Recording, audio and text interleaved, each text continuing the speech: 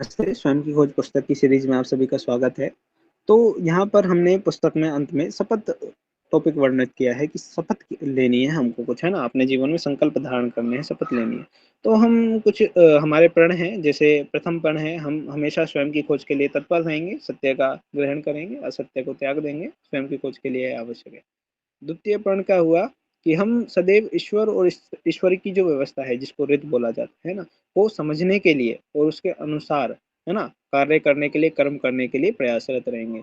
तृतीय प्रण क्या है हमारा कि हम मनुष्य के मूल को समझने के साथ साथ सृष्टि में अपनी भूमिका को समझेंगे, इस संसार में हमारी क्या भूमिका है। एक इसमें मैं ये भी बोलना चाहूंगा कि आप भौतिक दर्शन को भी देखें, आध्यात्म के साथ भौतिक चीजों को समझें कि चीजें क्या है, ईश्वर ने ये आँख क्यों प्रदान की, कैसे ये कार्य करती है ना? चीज़ें कैसे हो रही हैं इस संसार में, तो इन सब का आप प्रयास करें।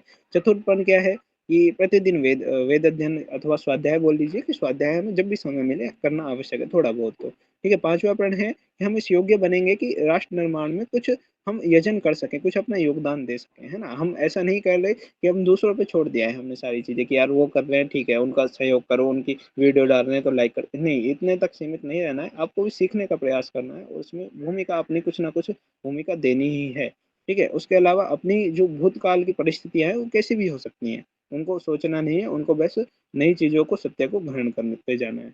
छठा प्रण क्या है, हम स्वदेशी व जो पारंपरिक है हमारा ज्ञान, उसको खोजेंगे, ठीक है? उसको आत्मसात भी करेंगे।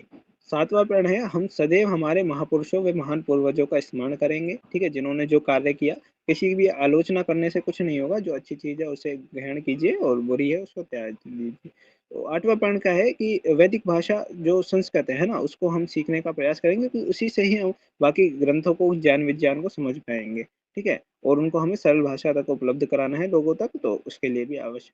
नौवां प्रण क्या है कि समाज से पाखंड को दूर करेंगे, है ना? और भारत को पुनः वैदिक संस्कृति में ढालेंगे, है ना? सुखी समृद्धशाली बनाएँगे। 10वां प्रण क्या है? समानो मंत्र समिति समाना हृदयानि वै, है ना? हम सभी का एक जैसा मानो संगठन बना के कार्य करेंगे, सभी मिल-जुल कर कार्य करेंगे।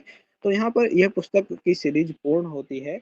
तो आप सभी के प्रश्नों और विचारों का हमेशा स्वागत रहेगा, जो भी आपके प्रश्न विचार हो। ये मत मानिएगा कि मैं कुछ अलग प्रयास कर रहा हूँ, है ना? अलग प्रयास नहीं है, ये लोग बहुत प्रयास कर चुके हैं। बस मैंने एक संक्षिप्त पुस्तिका लिखी है, जिससे आज के युवा थोड़ा-सा सोच सके, है ना? ऐसा नहीं कह रहा कि मैं पूर्ण हूँ, है ना? कि मैंने सब कुछ खोज लिया है या कुछ। देखिए, एक क्रमशः है ना? जो ये अभी मैंने सीरीज़ बनाई है, नवीन संस्करण की सीरीज़ बनाई है। इससे पहले भी संस्करण है, जो प्रकाशित भी हो चुका है, छप भी चुका है, बहुत लोगों तक पहुँच भी चुका है।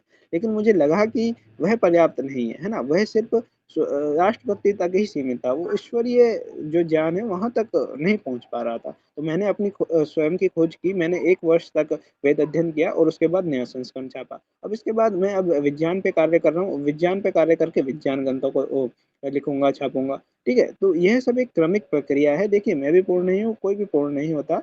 सब एक स्वयं की खोज के हम सब पथिक हैं। हमें पथ पथ हमने चुन लिया है, उसके अनुसार हम में परिवर्तन होते जाएँगे, हम चीज़ों को आत्मसात करते जाएँगे। धन्यवाद। आपके प्रश्नों का हमेशा स्वागत रहेगा, लेकिन आप कृपया ऐसा ना हो कि आप हतोत्साहित करें, कुछ भी नकारात्मक टिप्पणियाँ ना करें उम्र और बाकी चीज़ों को लेकर। आप प्रयास को एक थोड़ा-सा दिशा दें, आप चीज़ों को हमें समझा सकते हैं, यदि कोई त्रुटि है, प्रश्न कर सकते हैं, वो सबका स्वागत है। धन्यवाद।